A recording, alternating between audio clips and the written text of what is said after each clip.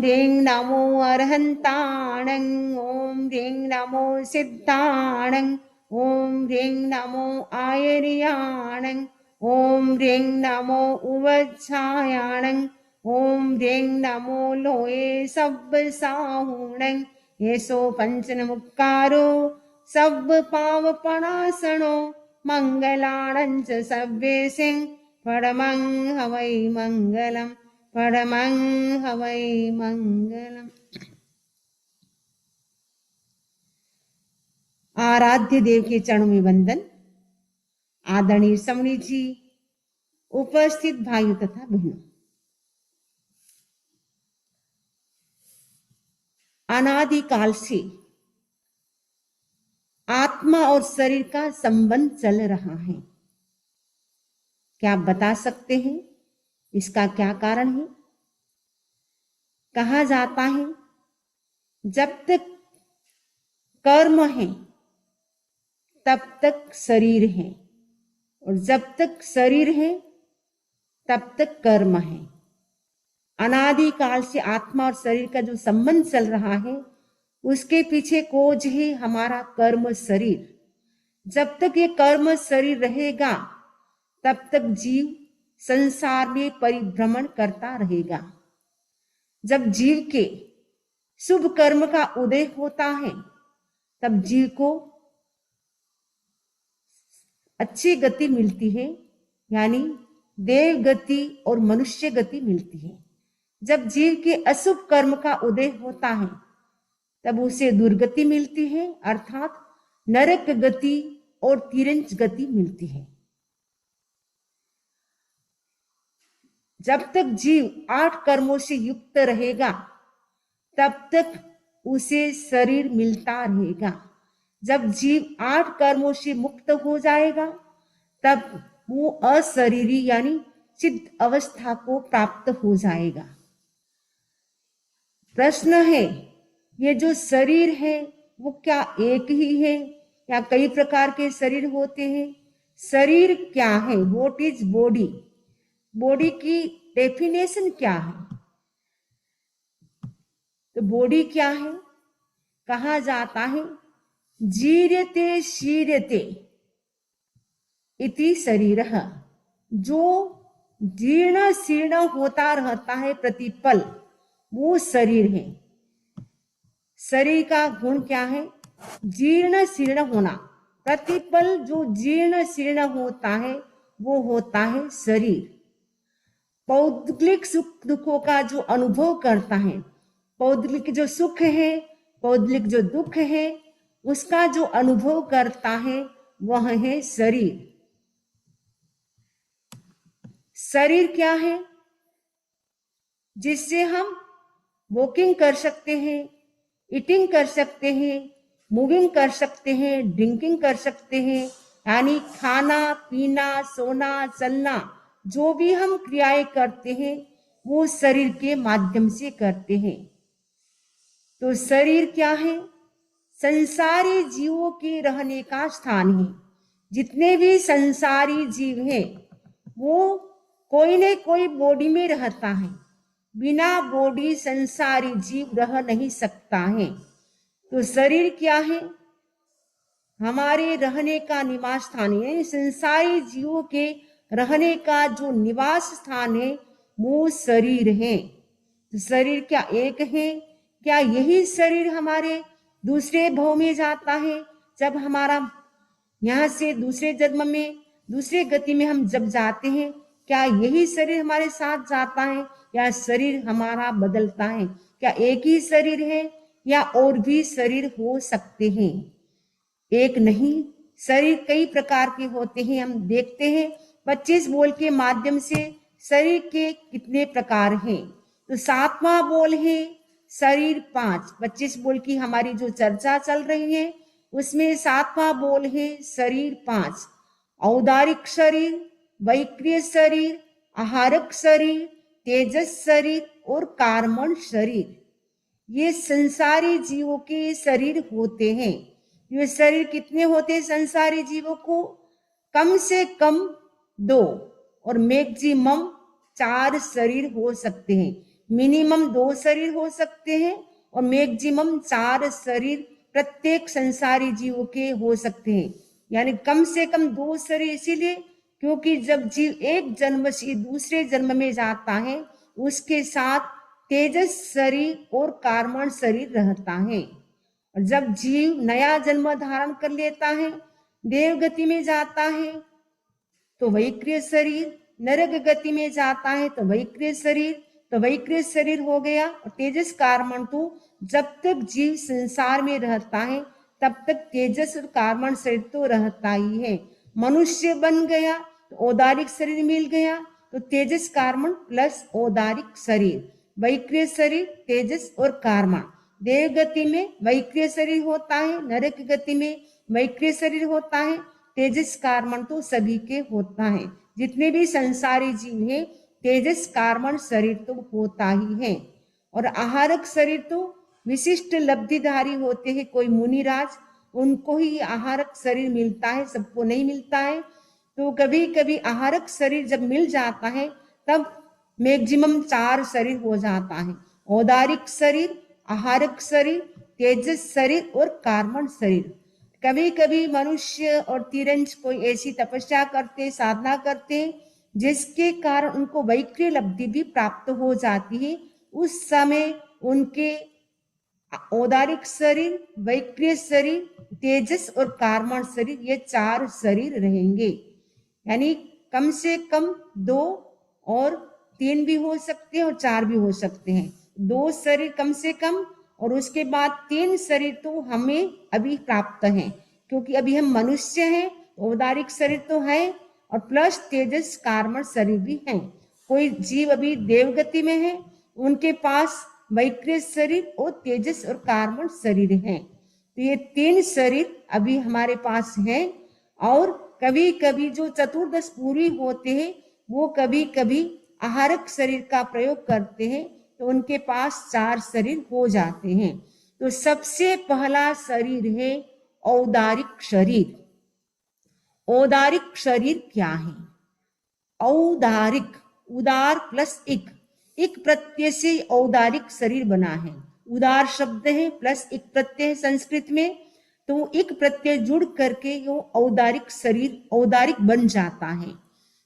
औदारिक यानी उदार, यानी जो प्रधान है, सब शरीरों में जो प्रधान है उसे कहते हैं औदारिक शरीर। जिसका छेदन भेदन किया जा सकता है वह है औदारिक शरीर। जो सड़ना और गलना, जिसका सड़ना और गलना जिसका स्वभाव है वह है औदारिक शरीर। जो मृत्यु के बाद भी वो टिक सकता है, बिगड़ सकता है लेकिन टिक सकता है, वह है औदारिक शरीर। तो औदारिक शरीर जिसमें हड्डी, मज्जा, मांस, ब्लड आदि 7 धातुएं होती हैं, वह है औदारिक शरीर। औदारिक शरीर की विशेषता क्या है? औदारिक शरीर की विशेषता है इस शरीर से हम संयम की साधना कर सकते हैं, इस शरीर से हम त्याग कर सकते हैं और इस शरीर से हम मोक्ष की आराधना कर सकते हैं। मोक्ष को भी इसी शरीर से हम प्राप्त कर सकते हैं। इसीलिए औदारिक शरीर का महत्व है। मनुष्य भव का जो औदारिक शरीर है उसका महत्व है, क्योंकि मनुष्य ही मोक्ष को प्राप्त कर सकता है। और जो उत्तम पदवी है, तीर्थंकर, केवली, चक्रवर्ती, वासुदेव, बलदेव आदि जो पदवियां हैं वो भी औदारिक शरीर वालों को ही मिलती हैं और किसी को भी नहीं मिलती हैं। औदारिक शरीर से ही हम मोक्ष की आराधना भी कर सकते हैं। तो औदारिक शरीर से व्यक्ति 7वीं नरक का भी बंधन कर सकता है। यानी औदारिक शरीर वाला ही 7वीं नरक में भी जा सकता है, मोक्ष जा सकता है, तो 7वीं नरक में भी औदारिक शरीर वाला ही जा सकता है। जे आसवाते परिसवा, जे परिसवाते आसवा, जो आश्रव के स्थान है वही निर्जरा के स्थान भी बन जाते हैं। यानी जिस बॉडी से हम कर्मों का बंधन करते हैं उस बॉडी से हम 8 कर्मों को डिस्ट्रॉय भी कर सकते हैं। ये औदारिक शरीर किसके होता है? औदारिक शरीर मनुष्य और तिरंज गति वाले जीवों को होता है। मनुष्य चाहे कर्म भूमि का मनुष्य हो, चाहे अकर्म भूमि का मनुष्य हो, चाहे 56 अंतर्दीपज का मनुष्य हो, चाहे योगलिक हो, कोई भी मनुष्य हो, सभी के पास औदारिक शरीर होगा। और एनिमल्स जितने भी होते हैं उनके पास भी औदारिक शरीर ही होता है। जितने भी बर्ड्स होते हैं उनके पास भी औदारिक शरीर ही होता है। जो अर्थ है, वाटर है, फायर है, एयर है, प्लांट है, उन सब के पास भी औदारिक शरीर ही होता है। एक शब्द में कहे तो मनुष्य और तिरंज गति के पास, यानी मनुष्य गति में और तिरंज गति में औदारिक शरीर होता है। ये स्थूल पुद्गलों से बना हुआ होता है, इसीलिए हमें दिखाई देता है। और इस शरीर के अंग उपांग होते हैं, हम देखते हैं हमारे हाथ, पैर, कान, नाक सब कुछ है। तो औदारिक शरीर सबको दिखाई देता है। औदारिक शरीर स्थूल पुद्गलों से बना हुआ होता है। सड़ना गलना इसका स्वभाव है। प्रतिपल जीर्ण शीर्ण होता है, वो होता है औदारिक शरीर। जिसमें हड्डी मज्जा मांस होता है वह होता है औदारिक शरीर। इस शरीर से हम साधना कर सकते हैं, मोक्ष की आराधना कर सकते हैं, तब संयम कर सकते हैं। यह होता है औदारिक शरीर। दूसरा शरीर है वैक्रिय शरीर। विक्रिया, विविध प्रकार की जिस शरीर से क्रियाएं होती हैं वो होता है वैक्रिय शरीर। इस शरीर से हम डिफरेंट डिफरेंट रूप बना सकते हैं। चाहे तो देवता छोटा रूप भी बना सकता है, चाहे तो एकदम बड़ा रूप भी बना सकता है, चाहे तो वो दृश्य भी रूप बना सकता है, अदृश्य भी हो सकता है, चाहे तो वो आकाश में उड़ने वाला रूप भी बना सकता है और धरती पर चलने वाला रूप भी बना सकता है। छोटा भी बना सकता है, बड़ा भी बना सकता है। जैसा चाहे वैसा रूप बना सकता है वैक्रिय शरीर वाला प्राणी। ये वैक्रिय शरीर किस किस के होता है? वैक्रिय शरीर होता है नरक गति और देव गति के जीवों को वैक्रिय शरीर होता है। भव प्रत्यय यानी बाई बर्थ नरक गति और देव गति के जीवों को वैक्रिय शरीर होता है। दूसरा है लब्धि प्रत्यय वैक्रिय शरीर। तो लब्धि प्रत्यय किसको होता है? मनुष्य और तिरंज गति के जीवों को। जो मनुष्य और तिरंज गति के जीव हैं उन्होंने कोई विशेष साधना की, तो साधना के प्रभाव से उनको वैक्रिय लब्धि प्राप्त हो जाती है, तो वैक्रिय शरीर उनको मिलता है। लेकिन मनुष्य और तिरंज जो वैक्रिय रूप बनाते हैं वो 48 मिनट तक ही वो बना सकते हैं, बाद में तो उनको अपने मूल शरीर में आना ही पड़ेगा। विद इन 48 मिनट के अंदर अंदर उनको जो ओरिजिनल जो बॉडी है औदारिक उसमें आना ही पड़ेगा। वो 48 मिनट के लिए वो बना सकते हैं।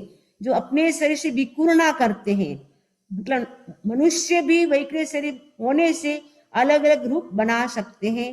एक बार आचार्य सिद्धसेन के पास एक राजा आता है और कहता है जो पड़ोसी राजा है वो आक्रमण करने वाला है, और मुझे पता भी नहीं था क्योंकि उस समय इंटरनेट तो था नहीं, मोबाइल था नहीं, तो कैसे मैसेज जाता। तो बिना सूचना ही वो अटैक करने के लिए आ रहा है। तो सिद्धसेन, आचार्य सिद्धसेन कहते हैं डोंट वरी, आप चिंता ना करें, आप जाइए घर पे और सारा काम मैं संभाल लूंगा। आचार्य सिद्धसेन क्या करते हैं, उनके पास बहुत सारी विद्याएं थी, बहुत सारे मंत्र थे और लब्धियां भी बहुत सारी थी। तो उन्होंने क्या किया, लब्धि का, वैक्रिय लब्धि का प्रयोग किया। और वैक्रिय लब्धि के प्रभाव से तालाब से जो सेना होती है, जो सैनिकों की सेना, वो उसकी बहुत सारी सेना अंदर से निकलने लगी। ग्रुप के ग्रुप बहुत सारे सैनिक तालाब के अंदर से वो निकल रहे हैं। बहुत बड़ी सेना ऐसे खड़ी हो जाती है। तो जो शत्रु, जो देश था, जो पड़ोसी, जो शत्रु राजा थे, वो सेना को देख करके डर जाते। उनको लगता अरे इनके पास तो इतनी बड़ी सेना है, हमारे पास तो बहुत छोटी सेना है, डर करके वो चले जाते। कहने का मतलब है उन्होंने वैक्रिय लब्धि का प्रयोग किया जिसके कारण इतनी बड़ी सेना खड़ी हो गई। तो मनुष्य भी लब्धि का, वैक्रिय लब्धि का प्रयोग कर सकता है। वो भी छोटे बड़े जैसे चाहे वो भी रूप बना सकता है, लेकिन उनके लंबे समय तक जो रूप बनाते वो टिकते नहीं है। 48 मिनट के भीतर वापस उनको अपने ओरिजिनल बॉडी में आना होता है। जो नारकी और देवता होते हैं उनको बाई बर्थ होता है, यानी जब जन्म लेते हैं तब उनको वैक्रिय शरीर होता है, जब तक वो जिएंगे तब तक उनको वैक्रिय बॉडी ही रहेगी। तो भव प्रत्यय बाई बर्थ नरक और देवता के होते हैं, और लब्धि प्रत्यय वैक्रिय शरीर मनुष्य और तिरंज गति को होता है। और वायु का जो होती है उनके भी स्वभाव से वैक्रिय शरीर होता है। तीसरा शरीर है आहारक शरीर। आहारक शरीर किसको होता है? आहारक शरीर जो चतुर्दश पूर्वधर मुनि होते हैं, यानी जिनको 14 पूर्व का नॉलेज होता है, विशिष्ट शक्ति संपन्न जो मुनि होते हैं, मुनि के ही आहारक शरीर होता है। साध्वी जी के आहारक शरीर नहीं होता है। और उनमें भी जो मुनि होती वो 14 पूर्व के नॉलेज वाले हो, जिनको 14 जो पूर्व होते उनका नॉलेज होता है, वही मुनि के पास आहारक शरीर होता है। सभी के पास हो वो जरूरी नहीं, लेकिन आराधना करके आहारक लब्धि जो प्राप्त कर लेते हैं उनको ये आहारक शरीर होता है। ये आहारक शरीर का प्रयोग कब करते हैं? इसका प्रयोजन 4 कारणों से होता है। कहा जाता है जो तीर्थंकर होते हैं उनके पास इतनी मतलब परिषद होती है, संवत्सरण होता है, उनकी जो रिद्धि होती है उनको देखने की इच्छा हो जाती है, क्योंकि वो इतने ज्ञानी हैं, उन्होंने पढ़ा है शास्त्रों में कि तीर्थंकरों के पास इतनी रिद्धि होती है, इतना संवत्सरण होता है, देवता संवत्सरण की रचना करते हैं। तो उनकी रिद्धि का दर्शन करने के लिए, यानी तीर्थंकर परमात्मा है, उनकी रिद्धि का दर्शन करने के लिए आहारक शरीर का वो क्या करते हैं? निर्माण करते हैं। आहारक शरीर अपने हाथ से वो अपने जैसा ही बनाते हैं, एकदम डुप्लीकेट जैसे होते हैं वैसा ही सेम बनाते हैं। आप देख रहे हैं मुनिराज जैसे खड़े हैं वैसा ही वो रूप बनाया है। तो वो कितना होता है? जघन्य, यानी मिनिमम 1 हाथ में 1 अंगुल कम और मैक्सिमम 1 हाथ का होता है। यहाँ तक का जो हमारा हाथ है, कोनी तक का, एल्बो तक का जो हाथ है, इतना सा वो बॉडी बनाते हैं। और वो बॉडी है वो तीर्थंकर परमात्मा जहां विराज रहे हैं वहां जाकर के आ जाते, देख लेते हैं कि तीर्थंकर परमात्मा की कितनी रिद्धि है, कितनी बड़ी परिषद है, कितना अच्छा संवत्सरण लगा हुआ है, वो सब देख करके बहुत जल्दी आ जाता है। दूसरा प्रयोजन क्या होता है? शंका का समाधान करने के लिए। किसी को कोई डाउट हो जाता है, सपोज किसी ने मुनिराज को प्रश्न पूछा, उनका आंसर उनको एकदम क्लियर नहीं है, उनको डाउट है, डाउटफुल होता है जब मुनिराज, तब वो क्या करते? अपने हाथ से एक मुंडा शरीर, यानी एक हाथ का वो पुतला निकालते। वो पुतला इतना स्फटिक जैसा निर्मल स्वच्छ होता है, स्वच्छ पुद्गलों से वो बना हुआ होता है। ऐसे वो पुद्गलों का निर्माण करके वो 1 हाथ का वो शरीर बनाते हैं। और वो मुनिराज के जहां तीर्थंकर परमात्मा विराजमान होते हैं वहां जाते हैं। वो जो 1 हाथ का जो पुतला बनाया, वो आहारक शरीर जो बनाया, वो पुतला जो होता है उसकी स्पीड बहुत तेज होती है, उसको कोई भी रोक नहीं सकता है।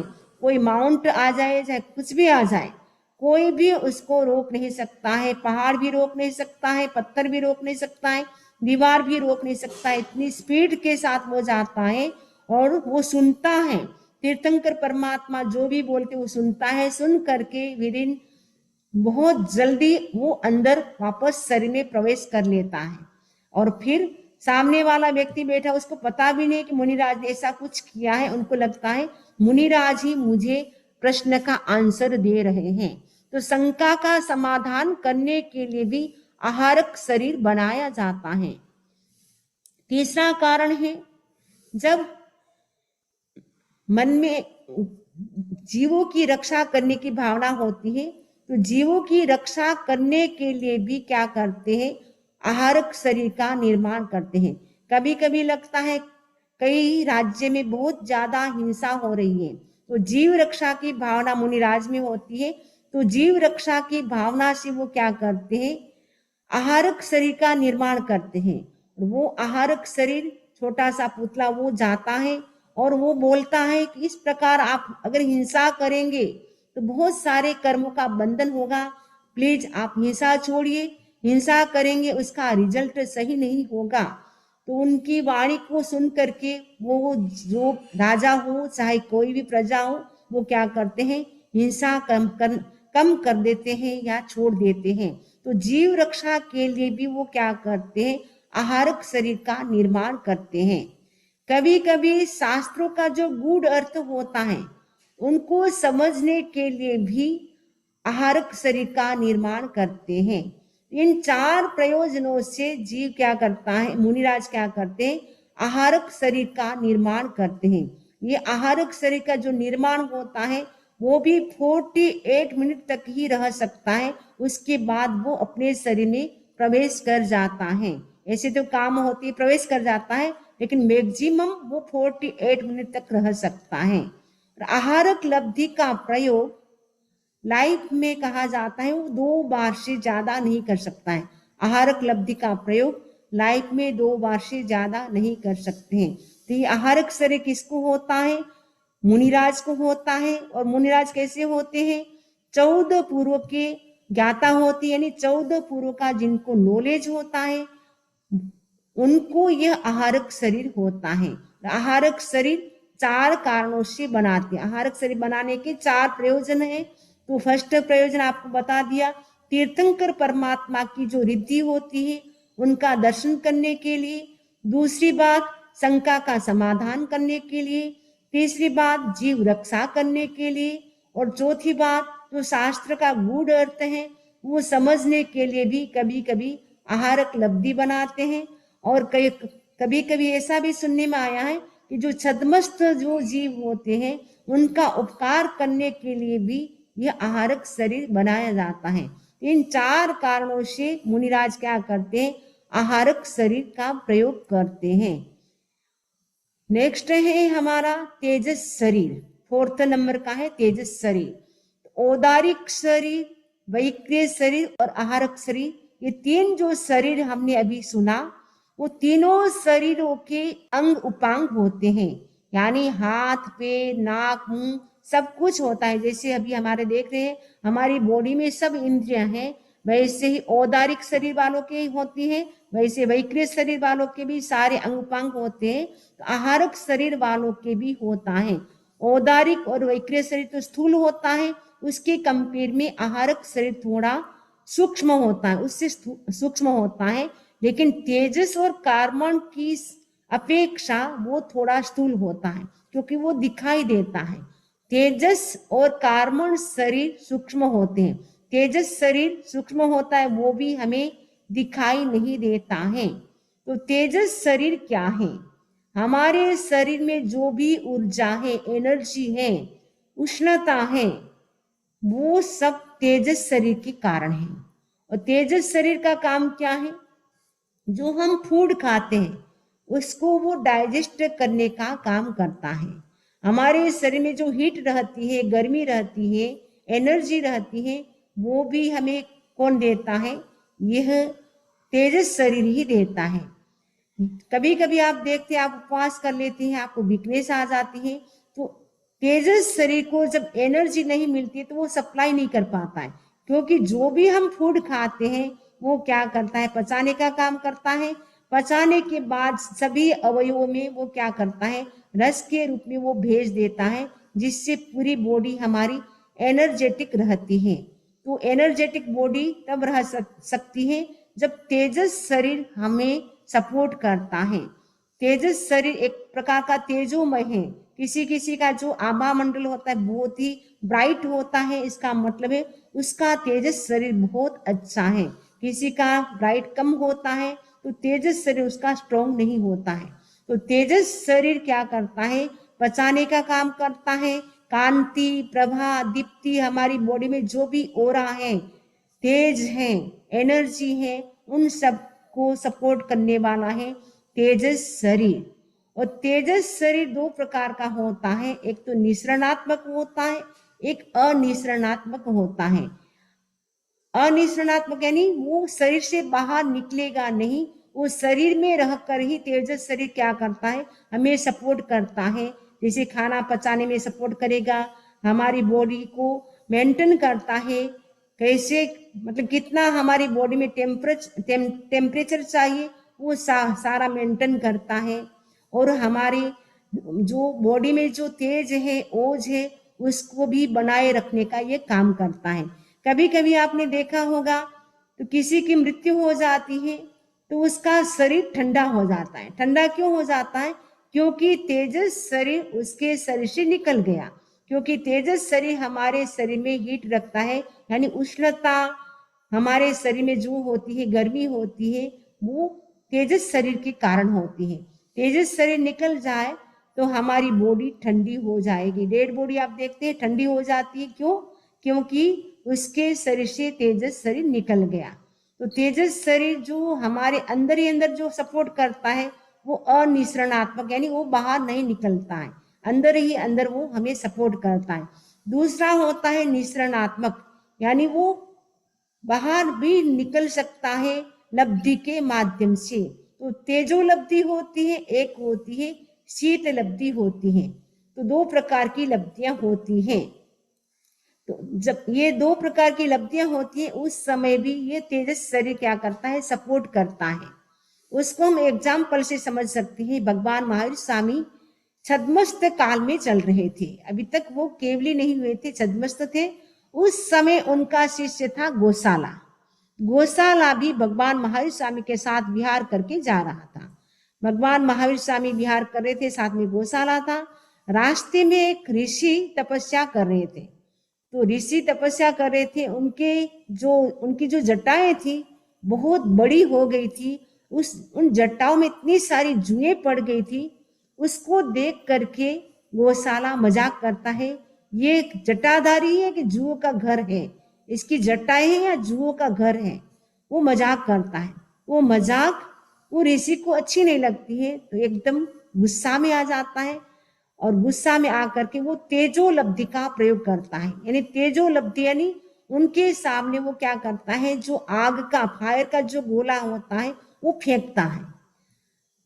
भगवान महावीर स्वामी अभी छद्मस्त थे, इसीलिए उनके भीतर करुणा के भाव थे। करुणा के भाव से भगवान महावीर स्वामी क्या करते, शीत लब्धि छोड़ देने, शीत लेशा छोड़ते हैं, जिसके कारण वो जो फायर का गोला आया था वो शांत हो जाता है और गौशाला बच जाता है।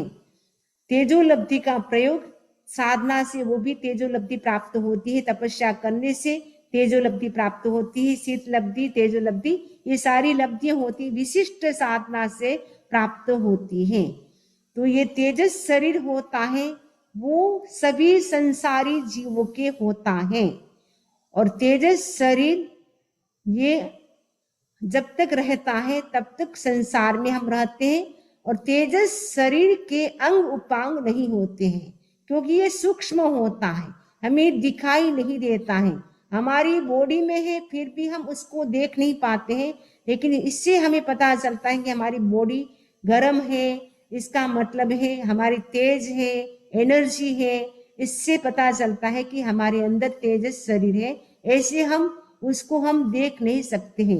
जैसे औदारिक शरीर को हम देख सकते हैं, वैसे तेजस शरीर को हम देख नहीं सकते हैं। तो ये 4th नंबर का हमारा शरीर हुआ तेजस शरीर।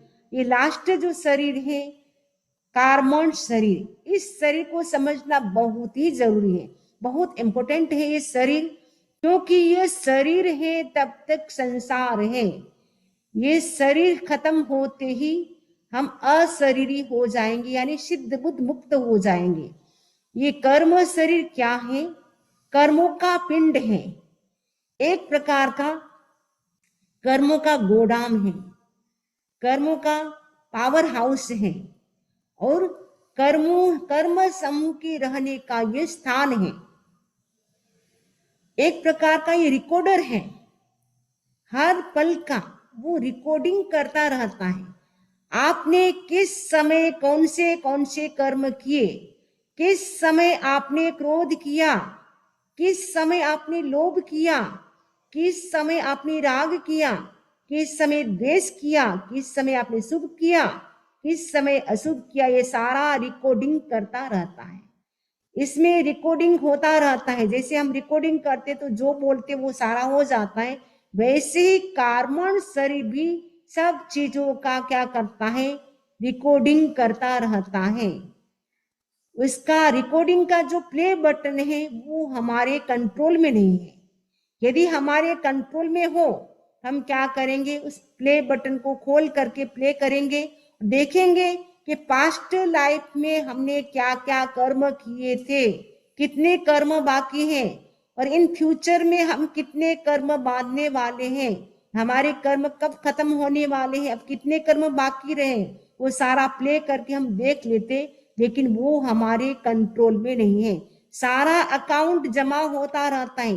जो भी हम कर्म करते, एक्टिविटी, जो भी शुभ या अशुभ, गुड या बैड, जो भी हम एक्टिविटीज करते हैं, वो सब कहाँ अकाउंट होता है जमा, कार्बन शरीर में। और इस कार्बन शरीर में सीसी कैमरा लगा हुआ है। तो सीसी कैमरा होता है, सब कुछ वो रिकॉर्ड करता है। वैसे ही कार्बन शरीर सब कुछ रिकॉर्ड करता है। इतना अकाउंट इसका पावरफुल है। हम मिस्टेक कर सकते हैं, लेकिन ये मिस्टेक नहीं कर सकता है। इवन आपका कंप्यूटर भी मिस्टेक कर सकता है, सॉफ्टवेयर भी मिस्टेक कर सकता है, लेकिन इसका जो अकाउंट है पावरफुल है। हम कर्म करके भूल जाएंगे, लेकिन ये नहीं भूलेगा कि किस समय किस आपने क्या क्या कर्म किए थे। सारी रिकॉर्डिंग इसके पास होती है। जिस समय कर्म का उदय होना होता है, तब यह हमें फल देता है।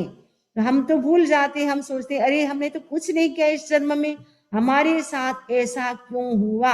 लेकिन हमने किया था, हमारा ही ये फल है। जो भी हम करते हैं उसका कोई न कोई कोज होता है, तभी हमें उसका फल मिलता है। हमने ही वो कर्म का बंधन किया होता है, इसीलिए वो हमें उसी रूप में वो फल मिलता है, मल्टीपल होकर के मिलता है।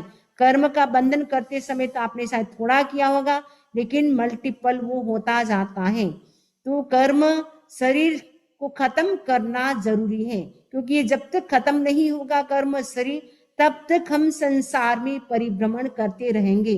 अनादि काल से हम संसार में परिभ्रमण कर रहे हैं। उसका मेन कोज है कर्म शरीर। जो औदारिक वैक्री आहारक तेज से जो शरीर हमें मिलता है, उसका कोज है यह कर्म शरीर। ये कर्म शरीर क्या है, ज्ञानावरणी आदि 8 कर्मों का पिंड पिंड है। ज्ञानावरणी आदि 8 कर्म पुतलों के समूह का ये पिंड है कर्म शरीर। इसमें 8 कर्म विद्यमान है। ये कर्म शरीर बहुत ही पावरफुल है। इसको खत्म करने में कई जन्म लग जाते हैं किसी किसी के, और किसी किसी के बहुत जल्दी भी खत्म हो जाते हैं। तो साधना पे डिपेंड करता है, भावों पे डिपेंड करता है कि हमारे भाव कैसे चल रहे हैं। इसीलिए एवरी मोमेंट हमें अच्छे भाव रखना है, क्योंकि कर्म का बंधन कब हो जाएगा वो पता नहीं चलेगा। और सारी रिकॉर्डिंग होती रहेगी, और रिकॉर्डिंग होगी, जो अकाउंट जमा हो गया है उसका फल तो हमें अवश्य मिलने वाला है। ये जो शरीर है, कार्बन शरीर और तेजस शरीर, जब जीव एक जन्म से दूसरे जन्म में जाता है, उसके साथ कौन से शरीर होते हैं, ओनली 2 शरीर। कौन से, तेजस और कार्बन शरीर। तो प्रश्न है कि वो कैसे आत्मा में प्रवेश कर लेते हैं, यानी दूसरे जन्म में वो कैसे जाते हैं, कैसे वो प्रवेश कर लेते हैं। क्योंकि कई जो बड़े बड़े ज्ञानी हैं उनको भी ये डाउट होता है कि ऐसे कैसे हो सकता है, तो 2 शरीर वो कैसे ऐसे आत्मा में प्रवेश कर सकते हैं। तो इसमें एग्जाम्पल दिया है जीवाजी बुक में कि जैसे फायर होती है, वो लोहे के अंदर कैसे प्रवेश कर लेती है। जैसे आयरन होता है, उसमें फायर कैसे प्रवेश कर लेती है, वैसे ही ये जो तेजस और कार्बन शरीर होता है इतना सूक्ष्म होता है, इसको संसार की कोई भी वस्तु रोक नहीं सकती है। कोई भी दीवार, पहाड़, कुछ भी उसको रोक नहीं सकता है। वो बिना रोक टोक जहां भी उसको जाना है वहां वो चला जाता है। तो वो कैसे इंटर करता है, वो एकदम सूक्ष्म होता है। जैसे आयरन में अग्नि प्रवेश कर लेती है, वैसे ही ये सूक्ष्म शरीर अपने कर्म के हिसाब से जिस जन्म में उसको जहां जाना होता है उस आत्मा में वो क्या कर लेते हैं, उस आत्मा में वो प्रवेश कर जाते हैं। और उस जिस जैसे उसके कर्म है वैसे ही बॉडी का वो निर्माण करता है। मनुष्य भाव में जाना है तो मनुष्य शरीर का निर्माण करेगा, यदि देव गति में जाना है तो देव गति का निर्माण करेगा, देव शरीर का। नरक गति में जाना है तो नरक शरीर का। वैसे एनिमल से किसी को बनना है, किसी को बर्ड से बनना है। जिस जिस योनि में जो जो शरीर मिलने वाला है उसमें ये सपोर्ट करने वाला है कर्म शरीर, क्योंकि कर्म शरीर के पास सारा अकाउंट होता है। हमारा अकाउंट कैसा है, पुअर है या रिच है। कर्मों से अगर रिच है, भारी है, कर्म भारी है तो उसको नीचे धकेल देते हैं, यानी वो नीचे ले जाते हैं कर्म उसको, तो दुर्गति हो जाती है, नरक गति, निगोद आदि गतियां हो सकती है। यदि हमारे कर्म लाइट है तो जीव को वो कर्म शरीर कहाँ ले जाता है, ऊपर की ओर ले जाता है। एक अनुपूर्वी कर्म होता है, वो कर्म के हिसाब से क्या है, जीव एक गति से दूसरी गति में जाता है। ये शरीर हमें तत्व ज्ञान की दृष्टि से देखे तो नाम कर्म के उद्देश्य मिलता है। ये जो हमें जो बॉडी मिली है वो नाम कर्म के उद्देश्य मिली है। ये जो हमारा जो शरीर का चैप्टर है वो हमारा कंप्लीट हो गया है। इससे संबंधित कोई प्रश्न हो तो आप पूछ सकते हैं।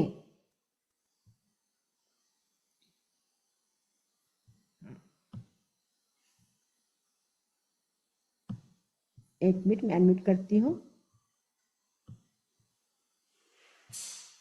हाँ पूछ सकते हैं, अनम्यूट कर दिया मैंने। हेलो, अनम्यूट हो गए? हाँ हो गया। वंदामी, ये जो वैक्रिय शरीर पानी पानी का और हवा का भी तो हो सकता है, पानी का तो हो ही सकता है ना? पानी का नहीं होता है, वैक्रिय शरीर वायु काय के पास होता है, पानी के पास नहीं होता है। वायु काय जैसे नहीं, साइक्लोन, जैसे पानी बर्फ बनता है और वापस वो ड्यू ड्रॉप्स भी बन जाते हैं, स्नो भी बन जाता है। नहीं वो बन जाता है, वो अलग है। वो बनाते हैं, बन नहीं जाता है, अपने आप नहीं बनता है। और जैसे साइक्लोन आते हैं, हरिकेन आता है, वो ऑटोमेटिक अपने आप वायु का वो वैक्रिय शरीर का उस समय वो प्रयोग होता है, तब ये हरिकेन। गिर गया चल तो खा ले, हमको ऐसा भी नहीं था भैया, साइड में कर दो। एक मिनट, हाँ सभी नहीं बोलेंगे, जिसको प्रश्न पूछना है बाकी सब अनम्यूट। हाँ एक बार मैं सबको म्यूट करती हूँ, जिसको भी प्रश्न करना है वही बोलेंगे। ओके हाँ चलिए, अब किसी, हाँ और बोलिए, किसी का प्रश्न है? राकेश, रेखा, बोथरा।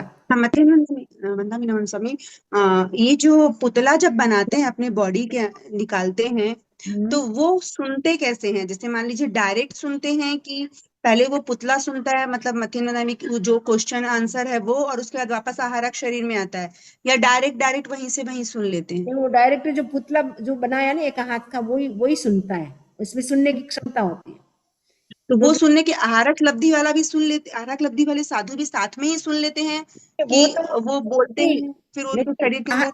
आहारक लब्धि वाला साधु तो मतलब हजारों किलोमीटर दूर बैठा हुआ है, पुतला तो हजारों किलोमीटर, जहां तीर्थंकर सपोज अभी सिमंदर भगवान स्वामी महाविद्य क्षेत्र में विराज रहे और अपन भरत क्षेत्र में है, यहाँ से मैंने पुतला निकाल करके वहां भेजा, मैं तो यहाँ बैठी हूँ और महाविद्य क्षेत्र में भगवान विराजमान है, वहां पुतला जाता है, उनकी वाणी भगवान, भगवान को पता चल जाता है, क्योंकि भगवान देख सकते हैं ना, तो भगवान ने देख लिया, उनका प्रश्न समझ लिया और भगवान आंसर दे देते, तो वो पुतला एकदम समझ करके तुरंत ही आ जाता है। इतनी उसकी स्पीड होती है कि सामने वाले व्यक्ति को पता भी नहीं चलता है कि आपने कोई, मतलब मुनिराज ने कोई प्रश्न पूछा, मतलब किसी के पास किसी के थ्रू भिजवाया था, ऐसे पता भी नहीं चलता है। ऐसे लगता है कि मैं ही प्रश्न का आंसर दे रही हूँ, ऐसा लगता है आपको, मतलब समझ ये में सारी क्रियाएं सिर्फ, हाँ, ये जो पुतले का निर्माण जो होता है सिर्फ 48 मिनट्स के अंदर ही पूरा वापस कंप्लीट होना होता है, उसको अपने वापस शरीर के अंदर जाना ही होता है? हाँ उससे ज्यादा वो टिक नहीं सकता है।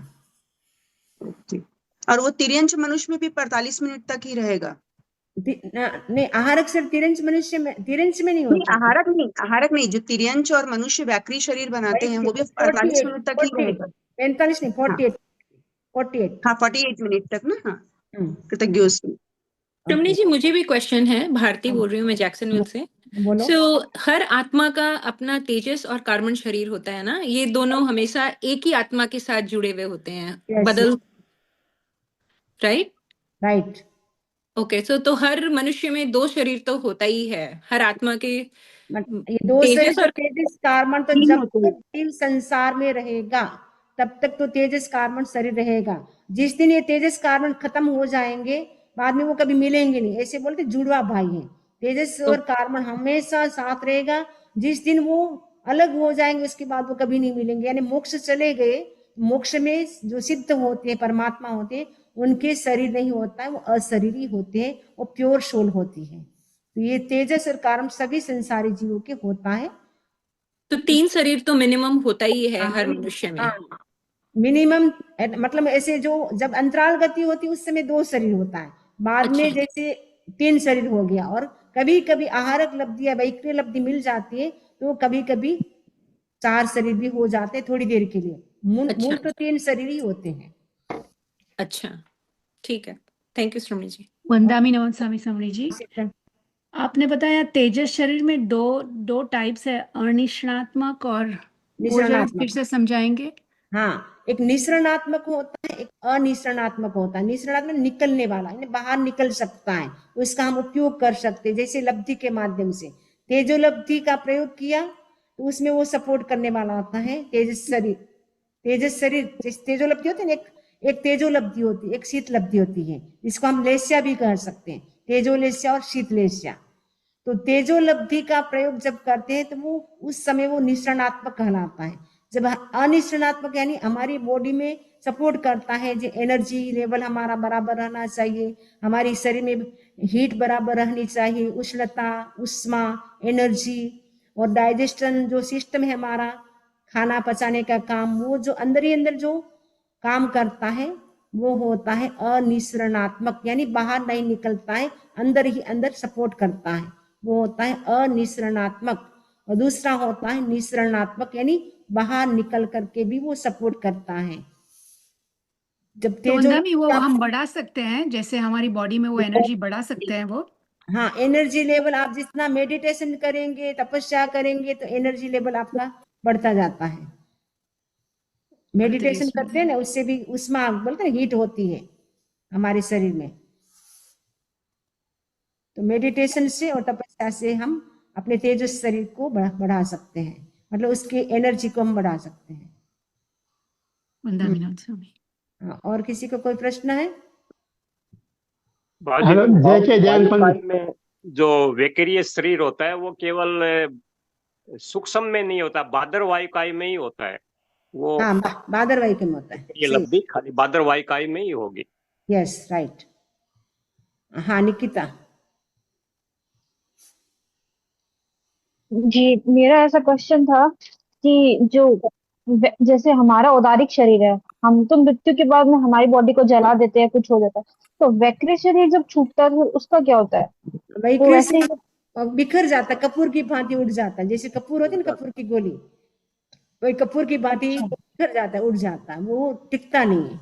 एक औदारिक शरीर और ही टिकता है, उसको ही जलाया जाता है, बाकी शरीर कोई टिकते नहीं है। ठीक है, वही शरीर टिकता नहीं है। तेजस कार्बन तो हमारे साथ होता है। आहारक शरीर जो बनाते हैं वो तो 48 मिनट के लिए वापस अंदर आ जाता है, वो भी लंबे समय तक नहीं होता है।